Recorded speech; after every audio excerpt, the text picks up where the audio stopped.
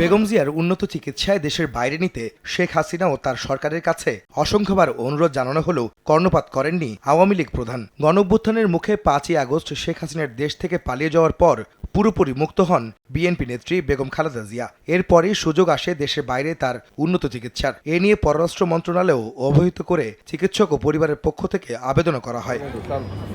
উন্নত চিকিৎসার জন্য লন্ডনে যেতে গত ৮ই নভেম্বর যুক্তরাজ্যের ভিসা পান বিএনপি নেত্রী। এরপর নেন মার্কিন যুক্তরাষ্ট্র ও সৌদি আরবের ভিসাও।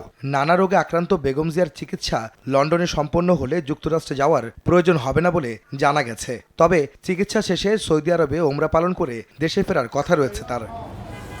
এ কারণে বেশ কয়েক দফা লন্ডনে যাওয়ার তারিখ পরিবর্তন হয়ে অবশেষে নতুন বছরের ৭ই জানুয়ারি পরবর্তী তারিখ নির্ধারণের কথা জানিয়েছেন বেগম জিয়ার একজন ব্যক্তিগত চিকিৎসক। তিনি জানান, পরিবারের সদস্য ও চিকিৎসক সহ আরও ১৫ জন হচ্ছেন বিএনপি নেত্রীর সফর সঙ্গী। কাতার এয়ারওয়েজের এয়ার অ্যাম্বুলেন্সে করে বেগম জিয়াকে লন্ডনে নেয়ার কথাও জানান তার ব্যক্তিগত চিকিৎসক। কাতার এয়ার অ্যাম্বুলেন্সে যাচ্ছেন? টাইমটা তো ম্যাডাম নির্ভর করে, টাইম তো সব কিছু ম্যাডাম যখন সময় দেবে।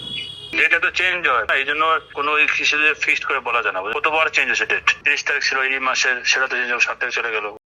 সফরে থাকছেন তার পুত্রবধূ সৈয়দা শর্মিলা রহমান, চিকিৎসক AZM জাহিদ হোসেন, FM সিদ্দিকী, মোহাম্মদ শাহাবুদ্দিন তালুকদার, নুরুদ্দিন আহমেদ, মোহাম্মদ জাফর ইকবাল, মোহাম্মদ আল মামুন, শরীফা করিম স্বর্ণা, বেগম জিয়ার উপদেষ্টা মোহাম্মদ ইনামুল হক চৌধুরী, নির্বাহী কমিটির সদস্য তাবিত আওয়াল, ব্যক্তিগত সচিব ABM Abdus Sattar, APS Mohammad Masudur Rahman, protocol officer SM Parvez ও সহকারী ফাতেমা বেগম এবং রূপা শিকদার।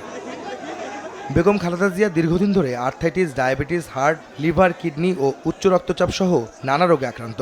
এর মধ্যে লিভার সিরোসিসের সমস্যাটি বেশি ভোগাচ্ছে তাকে। লন্ডনের এই সফরে লিভার প্রতিস্থাপন করার কথা রয়েছে সাবেক প্রধানমন্ত্রী বেগম খালেদা জিয়ার। আহমেদ সালেহীন, সময় সংবাদ, ঢাকা।